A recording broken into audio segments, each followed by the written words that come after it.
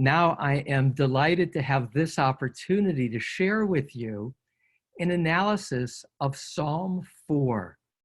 Psalm 4 is only 9 verses and is quite remarkable in terms of the multiple ways it can be understood. The key question that I bring to your attention as I prepare to read you the psalm is who's speaking to who? And that's a way to understand the meaning of this psalm. Is the psalmist speaking to his enemies? Is the psalmist speaking to God? Is the psalmist speaking to himself? All are possibilities. I'll look to highlight how the psalm is put together as well, including certain reoccurring words. Let me begin first by reading to you, then I'll go back and analyze the psalm. And today, I hope to have 10 minutes at the end for you to react, particularly focusing on this question of what is the nature of the psalm? Who is the psalmist addressing? L'menatzeach miniginot mizmor David, for the lead player of string music, a psalm of David. Bekari eineni Elohai tzidki, when I call out, answer me, my righteous God. B'tsar hirchavta li, in narrow straits, expand for me. Chaneni, be kind. Ushma tefilati, and listen to my prayer. Verse 3. B'nei ish, O humanity. Ad matai kavodi lima. For how long will my glory be mocked? Tehevun wreaked. You who love emptiness, Tivakshu chazav sela, who seek out lies, sela. Udu, but no, ki hifla Adonai, because God sets apart chasid lo, the one who is kind or pious, observant to him. Adonai yishma bekari elav, the ever-present one will listen to the one who calls to him. Rigzu v'al techata'u, tremble and do not sin. Imru bilvavchem, you shall say, this is in the plural, in your hearts, al mishkavchem, on your lying down, v'damu, and be still, Selah. Zavchu zivchet tzedek, offer sacrifices of righteousness. Uvitchu el Adonai, and trust in Adonai. Be secure in Adonai. Verse 7. Rabim omri, many say, mi yar'eni, who shall show me tov, good?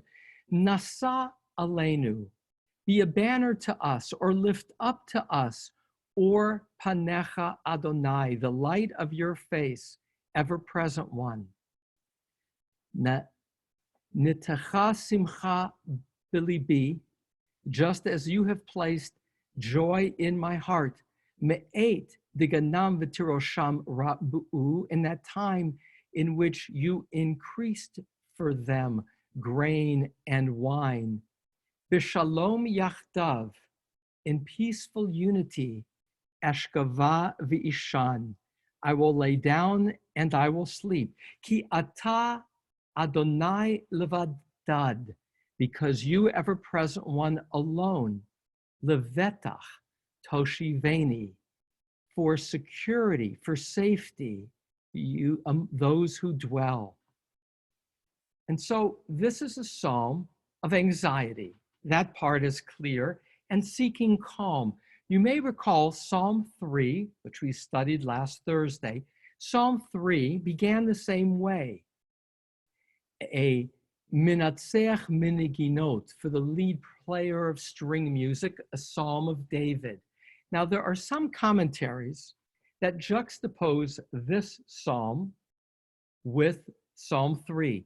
You remember Psalm 3 is the low point of David's life. His own son, Absalom, is pursuing him as if to kill him, to supplant him. And so that is the opening Mizmor LeDavid, Psalm for David. As I noted, when it says Mizmor LeDavid, a psalm for David, it can either mean a psalm of David, meaning that he composed it, or a psalm for David, psalm in his honor. It's not clear. And as I also noted, psalms are not chronological. David's fleeing of Absalom is much later. One classical commentator, the one featured in the Art Scroll, and the Art Scroll provides kind of the classic commentaries, that of David Kimchi, who lived in France, 1160 to 1235, says that this psalm is an extension of Psalm 3, that it is David continuing to flee Absalom, and the enemies here are the troops of Absalom, who David is addressing. What is noteworthy in this psalm is that David is kind of gentle.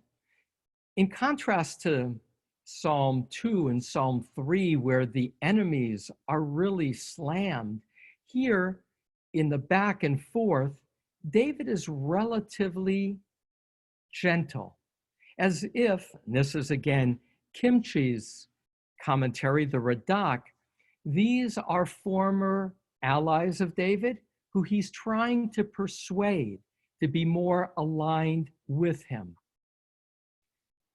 Another commentator that I enjoy, particularly for structural analysis, is Benjamin Siegel. And in his analysis, and he's a professor of Jewish studies, a rabbi in Jerusalem of the conservative movement, Benji Siegel says that this is simply a person addressing enemies, not necessarily David in this moment of Absalom. And he entitles this particular psalm, "And Still a Need for Reassurance." As I've studied this psalm, I gain a different feel, which I would entitle Realignment Before Sleep, as if David's audience is largely himself, not necessarily at the time of Absalom, at any point in his life. And so let's start again. And this time I'll take apart the psalm to give you a sense of some of the challenges of translation and interpretation. L'Menatzeach Minigi note, here I translate as the lead player of string music. Literally, Menatzeach in contemporary Hebrew is a conductor.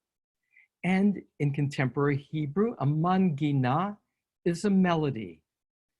But Bible scholars understand that the melodies were achieved with string music. And the Menatzeach usually is translated as the musician or the lead player. Bikari Anani Elohai Tzidki. Now we have the opening, which is the author of the psalm speaking to himself, words of some kind of anxiety. When I call out, answer me, my righteous God. Amidst narrow straits, you expanded me. Be gracious to me and hear my prayer. And so as it begins, there's anxiety. When I call out, answer me. And then there's a reference to a history that God has been there before for the psalmist. When he's felt in a rut or in danger, you expanded me. That too can be understood in two ways. One, it can be understood physically. When I was in a bind, you allowed me to have escape physically. You allowed me to escape. But it can also be understood, which is how I lean to understanding this psalm, as emotionally. When I previously, in the past, have felt depressed, boxed in a rut, you allowed me to feel expanded, to feel open, to feel hopeful. And so in this moment, God, be gracious to me and hear my prayer. Verse 3, B'nai Ish, I translated as O humanity. Literally, it's children of man. And the rabbis in the classic commentary point out that a man is usually Adam, and Ish, the choice of man here, is somebody who's elevated. Rashi, the classic Bible commentator of France of the 11th century, says that David is addressing those troops that are chasing him and saying, you who are descendants of greatness, the children of Abraham and Isaac, those who were your forebears, remember who you are. So that's a possibility. B'nai Ish. But another way, let's continue with what he's saying to humanity. Ad matai kavodi lichlima, until what? Or until when? How long will my glory be mocked? Now that may be how he feels, rather than literally addressing directly anyone else. And now he chastises them. Tehevun rik, you who love emptiness. Rik can also be vanity. Tivakshu chazav sela, who seek out lies. And so he's asking that in this moment, that his enemies not mock him, and then he mocks them. He mocks them by being lovers of reek, of vanity, of triviality, of emptiness. And this word chazav, who seek out lies, is a phrase that appears elsewhere. Nahar kozev, a river that peters out. I like that image of chazav. It's filled with promises that have no substance. That's the nature of this quality of lies. And so he says of those who surround him, you mock me, but indeed you are investing in that which is worthless, false promises. And then Selah. Selah is a pause. It's a pause for the conductor. But know that Adonai has personally set apart the pious person. Adonai will hear when I call out. Now that can be understood as how he's seeking to tell his enemies, as if he's speaking with them. Remember that it's God who really has substance, that it's God who cares. But here too, I see the psalmist addressing himself. He's getting ready to go to bed. The anxiety of this gap between how he sees life and looking around how other people are chasing false promises and vanity. And he says, it's God who really counts, to whom I have a relationship, who will hear me when I call out. And now verse 5, as if he's saying these words while in bed, trying to go to sleep at night. Tremble and don't go astray. Engage with your own heart upon your bed and be still. Now the words are in the plural, so it's more than only himself. He could be addressing his foes, but it could be kind of the royal we, where he's saying to himself while simultaneously addressing his foes, you know, you who chase lies, it's God that counts. Reflect deep within yourself. Engage with your own heart upon your bed. And in doing so, you will gain that quality of stillness. Selah. Once again, two verses ending with Selah as if there's a pause. And now a shift. How to behave. Offer sacrifices of righteousness and trust in Adonai. And now a flipping back, as if he's addressing the foes. Many say, who will show us goodness? Here, though, it's in the plural. So he's addressing his enemies as if his enemies are not separating him from them, but speaking in the us.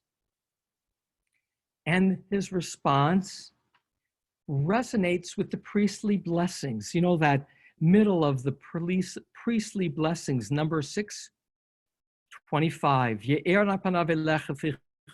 God, shine your face upon us graciously. So now we hear that resonance.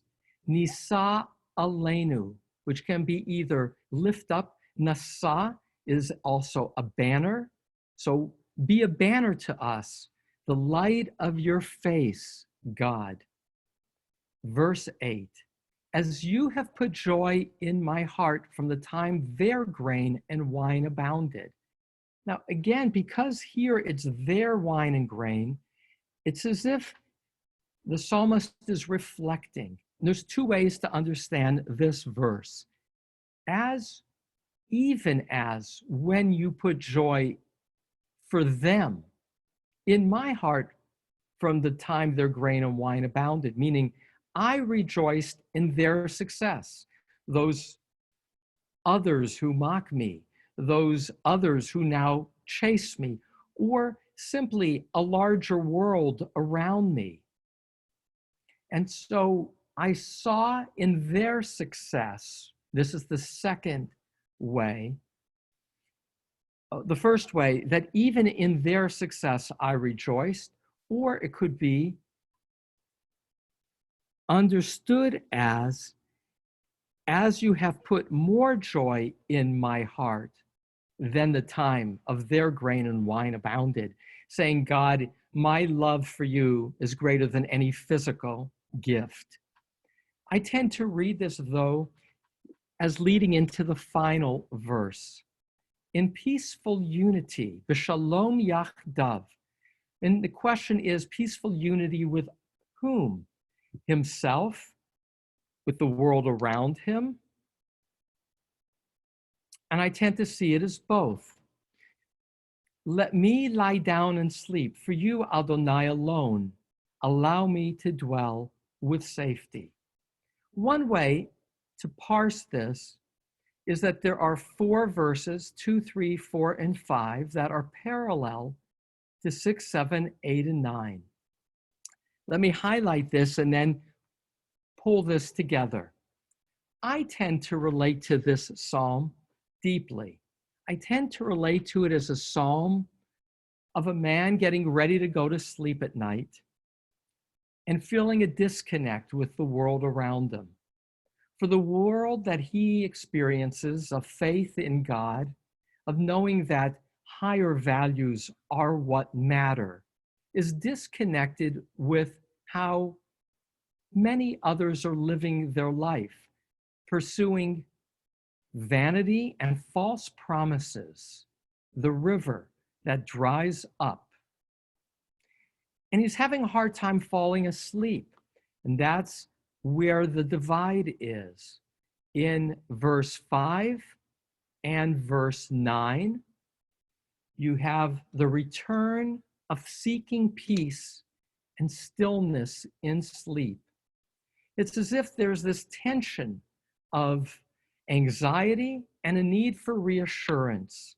The reassurance that a offering to God in righteousness is heard and accepted, and therefore God and God's values, enduring values, right and wrong, will transcend a world of vanity.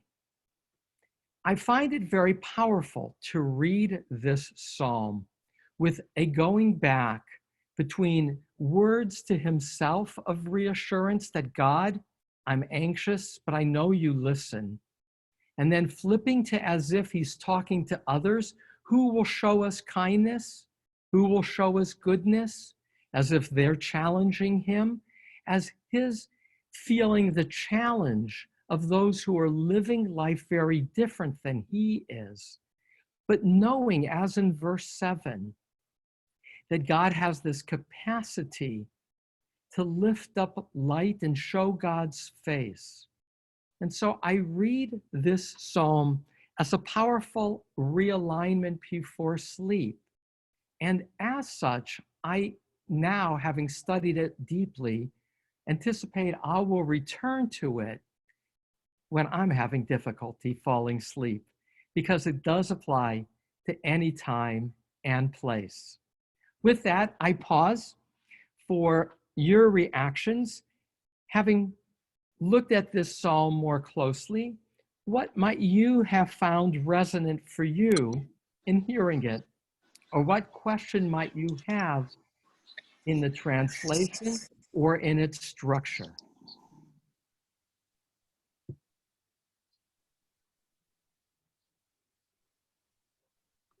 You can unmute yourself by pushing the space key or by hitting your little red microphone. Rabbi, can you hear me? Who's speaking? Barbara. Okay, go ahead, Barbara. This resonates to me because it seems fitting in these times that we're going through something we've never gone through before. And some of us, I have a friend that was looking at the beach and thinking that, I'm trying to explain this. He was saying that we don't need to have people around. If we all die of the animals and the sky and everything will still exist. Yet my answer to him was, but who will be there to appreciate it? And I think that for David, at least in the parts of the psalm that he was speaking in, he took his comfort in knowing that God was there and that God was gonna make a difference. And I think that those of us that feel that way right now, that love God and believe that God's hand is in this somehow and that we're gonna come out all right, I think that it gives us a peace, and we can sleep at night because we know that God's in control. Thank you, Barbara. I'm gonna just reflect and react to what you shared. What I hear you sharing is this psalm resonates strongly for me in this time in which there is a sense of being alone, at least physically separated from others, and in which there's reason to feel anxious because of unknowns. And so I, too, responded to this very powerfully because of this moment, and particularly over this line in verse 3, you know, those who seek out easy answers. Here I translate as lies, but when I research this word as kazav, they're essentially false promises and vanity. We live in a time in which there's uncertainty and in which some are too easily guided by false promises. And here's a wrestling for reassurance so as to be able to fall asleep at night. Who would add another comment and how this resonated for you? Mine, I think, Rabbi Jennifer. Okay, go ahead, Jennifer. You know what, I'm struck, I'm just learning Psalms. I'm taking this from the very beginning, and it never occurred to me how musical it was. I mean, I always saw for the conductor, and I had no idea. I thought that was another word for God, maybe, the conductor. Is there any, how were they sung? How were they presented? Does anyone know? So that's a good question, Jennifer. In that regard, when people would go up to the Temple Mount in later times, and again, King David is before the temple was built, but these psalms were sung the first temple being built by his son Solomon. But when sacrifices were brought up to the Temple Mount, there was an orchestra every day accompanying the Tamid offerings, the community offerings, in a sense that these psalms as poetry had music to accompany them. You know, we remember words better when they're put to music. And in antiquity, where there was challenges with, there was no printing press, having things in writing, an easier way to remember was to have things sung, and more, the music was a commentary on the meaning of words, and last, they amplified the emotion. So remarkably, the Psalms are organized to be set to music. And just listen to the cadences. Here, I'll read you verse 2, because I was struck in reading it out loud by this quality of cadence. Bikari, Aneni Elohai Tzidki, Bitsar Hirchavta Li, Chaneni Ushma Tefilati. So there's a musicality, a rhythm in the psalm that's another facet of its poetry. One last comment from somebody today, and then I'll pull it together. Alex Rubikoff. Oh, wonderful. Go ahead, Alex. Yeah, I interpret the psalm, psalms could be interpreted in all sorts of levels. So what the writer meant, what it meant to the community as it was being chanted in the service, and what it means to you, what it means to me in this moment. And I think this particular song addresses our present situation very specifically. You set me free when I was in narrow straits. We're socially confined. We need God to thank God for setting us free, even though we are still in these narrow straits.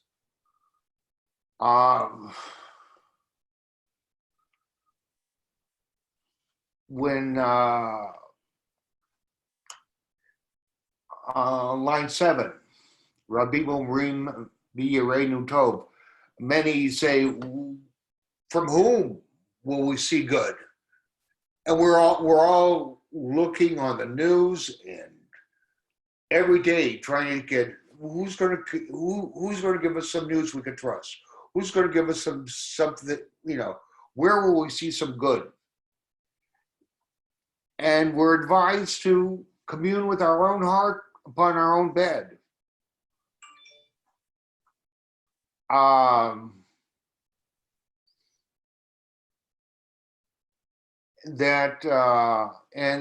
in conclusion, the last line could be translated as thanking God for letting me be able to lie down and sleep, because you allow me to dwell alone in safety, whether that you alone, Lord, but that we're dwelling alone in safety. We should thank God for that. So I think there's, Let me pull that together, Alex. It's all well said. I want to repeat, emphasize, and pull this together, always keeping one eye on the clock. So as you share, Alex, this particular psalm has exceptional resonance for this moment in which we are feeling both endangered and to some degree isolated.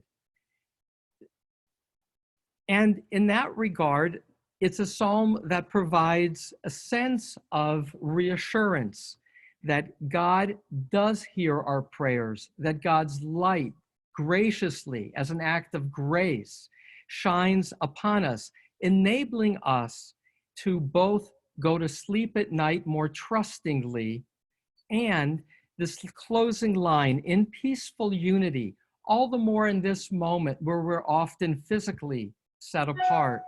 We're reminded of the possibility and the reality of being socially connected, that we can have a peaceful unity. This psalm is very powerful for me in this moment. Its closing line, in peaceful unity, let me lie down and sleep, For you, Adonai, alone allow me to dwell with safety. In a world of uncertainty, it's the promise that in the bigger picture and in the longer trajectory, this too will pass. And even in this very moment, that's an assurance that allows us to rest more peacefully at night. I thank all of you. It's now 10:30.